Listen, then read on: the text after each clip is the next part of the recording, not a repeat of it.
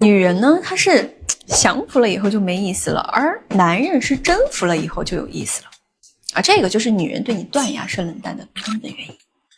也就是说，你喜欢的女人她对你冷淡了，并不代表你俩就没戏了。你只需要重新做回那个让她感觉到危险的、不可掌控的那个强者。那即便她现在压根儿不回你的消息，也会瞬间对你产生本能的渴望。那今天焦哥想要用一个近期交付的一个 case， 把这种能让女人在你面前如履薄冰的强者特质，挨个的给你拆的明明白白的。提前说明这是一种极其危险的能力，会让你身边的优质异性都忍不住聚焦在你身边。如果你没有较强的自制力的话，我建议你谨慎观看做好心理准备。我们直接开始。那这位兄弟呢叫阿龙，今年39岁，喜欢的女生今年26，两人相处了有3个月左右了，进展还算不错前段时间这个女生她过生日阿龙呢就狠狠的秀了一波实力。先是给这个女生租了一套大别墅，给她做了一个 party， 然后呢又给女生送了一套金首饰，是一套还请了专业的宴会管家，反正就是给女生这个牌面直接拉满了。女生当天的反馈是非常不错的，不管是玩游戏呢还是喝酒的时候基本上都可以说是黏在阿龙的旁边的。喝到一半的时候呢，两人还就是小小的私奔了一次，撇下了当时10几号人，两个人肩并肩在花园的那个秋千上面唠嗑，唠了有半个多小时吧。阿龙当时就说的是他闻到了那个女生身上的味道，感觉到女生的那个体温了，他觉得这6位数花得太值当了。那当天晚上呢，阿龙也是激动的睡不着觉，凌晨2点多还发了条朋友圈，朋友圈是他跟这个女生的一张合照，还配文说什么祝我的女孩天天开心。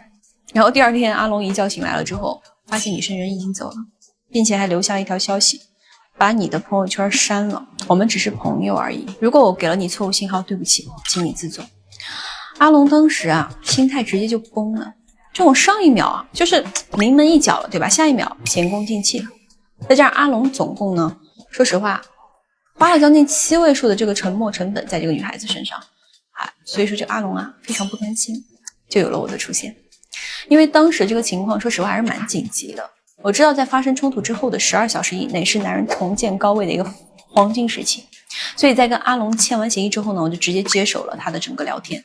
同样我也会在一些关键节点给兄弟们做一下复盘，好吧，给你们总结出一套方法论来。 OK， 在我接手之后呢，我就让阿龙直接回复这个女生怎么说的。如果你不舒服，这条朋友圈我会设置你不可见，但我没有因为你一句话就删掉的义务。兄弟们，你们有没有觉得说很懵，为什么我们不仅不道歉，反而会直接亮剑呢？这就是我们今天要讲的第一个重点。不论你是任何情况，你都不要向女人去谈论你的愧疚和歉意。你内心的紧张、焦虑、惶恐、后悔还有内疚，这些负面情绪呢，对于你在现实世界里面厮杀、获取资源、建立一段优质关系来说，不会提供任何实质性的帮助，他们只会让女人对你产生厌恶，因为她需要的是一个可以为她遮风挡雨的参天大树，而不是一个遇到矛盾就哭着向她认错的一个孩子。所以你要学会像嚼碎玻璃一样，把情绪给咽下去，然后再用行动去碾碎问题。女生当时就回了3个问号，然后就说什么意思是你觉得这件事儿没有任何问题。我们怎么回的？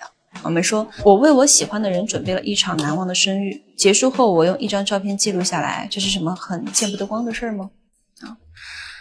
女生说那你不提前问问我的意见？我的真诚不需要经过别人的允许，如果我的真诚和主动会成为别人的负担，那我不会认为是自己很冒失，我只会认为是对方能力不够。 OK， 这个呢就是今天我要给你们讲的第2个点。在跟女人相处的时候，一定要去建立不可侵犯的匪气框架。一个男人在关系当中的权利取决于他的自信心和原则感，而最直接最原始的体现就是在言语对抗中的态度表达。这就好比你在公司里面，你可以非常随意的去跟同级或者说下属去争论一件事儿，但是借你10个胆子，你也不敢去随意的跟你的老板争吵的，对不对？这就是要做什么？权力的压制。所以你要敢养成在合理范围内坚持自己的立场，冒犯对方框架的这种习惯。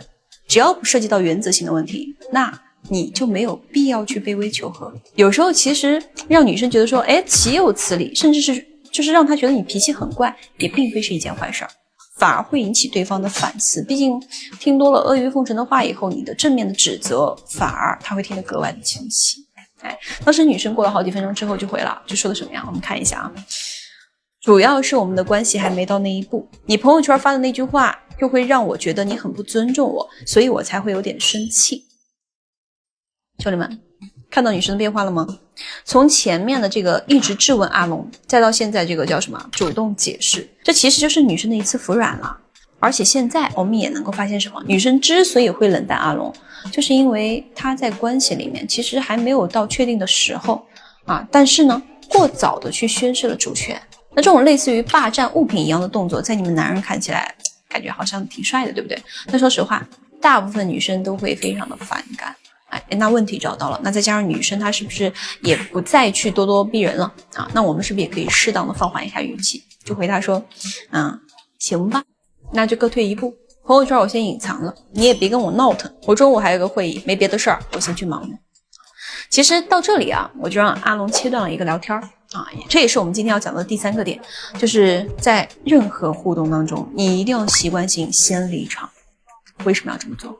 因为你要在潜意识里向他，也要向你自己去传递一个不容置疑的事实，就是你自己以及你自己的事业、你的目标以及你的人生版图永远比他更重要。当一个男人的时间变得珍贵起来时，他整个人才会变得稀缺啊，女人呢才会感受到他的价值。那之后呢，我就一直带着阿龙去做一些提升啊，也是全方面的给他做了一些复盘。每天呢带着他跟这个女生大概聊一个就20来分钟吧啊，保持着一个基本的好感度，并且这个聊天密度是非常高的，而不是说你来一句我来一句，好像聊好几个小时，其实啥也没聊啊。除此之外呢，我们也做了一些朋友圈的打造。那今天发一些工作的这种，对吧？然后明天再发一些这种出去玩的、享受的，那后天再发一些社交的等等。大概过了半个多月吧啊，有一天呢，我就让兄弟发了一条朋友圈啊，是跟另外一个女生吃饭的照片。那过了一会儿呢，这个女生啊就直接给阿龙的朋友圈点赞了，然后还干嘛？直接给阿龙私发一条消息说：“你是不是谈恋爱了？”我们干嘛呀？我们过了1个多小时才回。咱们只是朋友，没有互相报备的义务。你这么关心我的行情，是没把我当朋友，还是说只是想跟我做朋友呢？很多兄弟在感情里面都有一个致命的误区啊，就是会毫无保留的向女人展示自己的专一和真诚。他们喜欢向女人做承诺啊，面对女人的任何的这种一丁点的质疑，就会习惯性的去给对方安全感。当然你这么做啊，只会让你瞬间失去你最强大的一个武器，也就是你身上的神秘感。神秘感是男人吸引力的一个地基哦，一个一眼就能看到底的水坑是不会让人产生探索欲望的，只有深不见底的深渊才能够让人敬畏并且深深的吸引。而这些也是我今天要讲的第4点啊，就是在面对女人质疑的时候，一定不要去解剖自己啊。女人当时也就回了，就说没，随口问一句啊。我们怎么回答啊？我们说我没有回答别人随口一问的这个习惯啊。女生当时又说了，说你今天到底咋回事啊？不说就不说呗，这么冲干嘛呀？我们也回复了。那我们怎么回答？看一下。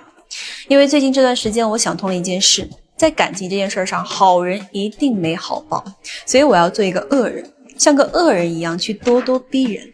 毕竟上了赌桌下了重注的人，没有一个乐意空手而归的。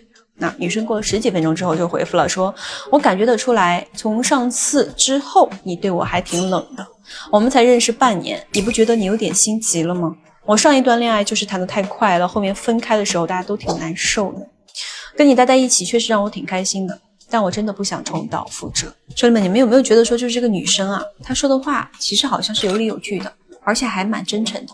好，那你们就记住一句话，一个真正喜欢你、下定决心要跟你在一起的人，哪怕你已经坐上了婚车了，他也会为你打爆婚车的车轴，然后再抢走你。不说出口的爱情只能带进棺材里，连陪葬都算不上。需要借口的爱情，那就不是纯粹的爱情，那叫做妥协啊。所以最后呢，我就让兄弟回了他这么一句话：你没必要拿你的过去的经历来衡量我对你真诚与否。我不是圣人，医不了你的心急，我也不是感情导师，治不了你的感情创伤。我只有你不离我必不弃的决心。希望你能尽快调整好心态，去勇敢接受下一个人的爱。那这次过后呢，女生啊，她其实当天是并没有回消息的啊，大概有3天左右的时间吧。啊，这个女生当时直接给阿龙是这么发消息的：今天晚上我到天府机场9点你来接我不？啊，那后续啊，就是阿龙反正就是去接了这个女生。刚开始啊，他俩氛围还是说实话蛮凝重的，不过还好，我提前给阿龙说了很多这个准备啊。后来呢，这个女生她主动开口了之后，老规矩，咱是不是要干嘛？落地先饮啊，找个地儿先喝上啊。后面呢，两个人话匣子打开了，自然也就一切东西就聊完了。聊完以后呢，两人我也就不多说了，反正这个 case 呢，咱就先分享到这里。不过阿龙的提升呢，肯定是没有结束的啊，因为他们俩的关系，我给你们讲到这里，其实只是完成的第一步而已，后续还有很多步啊，但是没有必要给你们一一讲出来。这也是我今天要给大家最后强调的一个点：强迫大脑离开舒适区，多做深度思考。现在这个短平快的时代，思考的好处简直太多了，它是拉开你与底层大众的这个差距的最好杠杆，不仅能够迅速的加深你对世界运转底层的规律的认知，还能够强化你对两性世界，包括特别是我每天讲到的人性规则的一个运用。当你能够训练出一个能理解人性的大脑之后，你在任何女人面前都是能够实现降维打击的。 OK， 还是那句话啊，懂人性用人性。我是焦哥，下课。